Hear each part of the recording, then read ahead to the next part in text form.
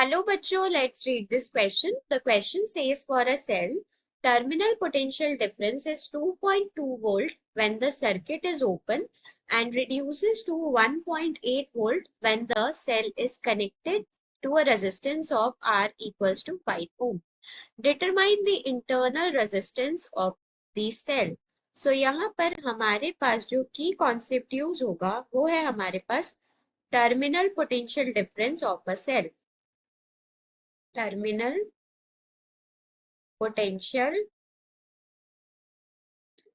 difference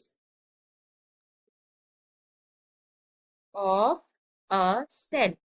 सो question में हमको given है कि सेल का जो टर्मिनल पोटेंशियल डिफरेंस है वो 2.2 वोल्ट है जब हमने सर्किट को ओपन रखा.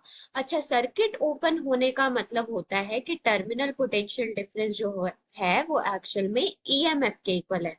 सो सर्किट इज ओपन, इसका मतलब है कि V की वैल्यू ईएमएफ के इक्वल है.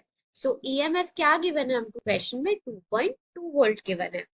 अब यहाँ पर जो हमारे पास सेल है वो हमने एक्सटर्नल रेजिस्टेंस के साथ कनेक्ट कर दिया. Now the cell is connected to an external resistance. इस एक्सटर्नल रेजिस्टेंस की जो वैल्यू है, रेजिस्टेंस आर, वो हमको गिवन है 5 ओम. सो यहाँ पर जो पोटेंशियल डिफरेंस है, टर्मिनल पोटेंशियल डिफरेंस है, उसकी वैल्यू 1.8 वोल्ट आ गई. ये एक्चुअल में V की वैल्यू होगी क्या? This will be equals to E upon R plus R into R. So V की वैल्यू हमको 1.8 गिवन है, E की वैल्यू हमको 2.2 गिवन है, इन डिवाइडेड बाय R की वैल्यू हमको 5 गिवन है. सो 5 प्लस R इंटू 5.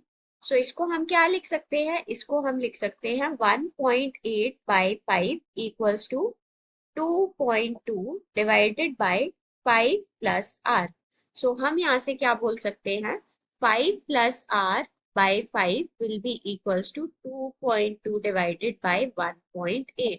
सो इसको सॉल्व करने पर जब हमने डेसिमल हटाए हैं तो ये वैल्यू आ जाएगी 5 plus R divided by 5 will be equals to 11 by 9. So ये आ जाएगा हमारे पास 45 plus 9R equals 11 into 5 means 55. So 10 will be equals to 9R. So R की वैल्यू आ जाएगी हमारे पास 10 by 9 ohm. So यहाँ पर हमारे पास इंटरनल रेजिस्टेंस की वैल्यू आई है 10 by 9 ohm. So यहाँ पर हमारे पास A ऑप्शन करेक्ट ऑप्शन होगा.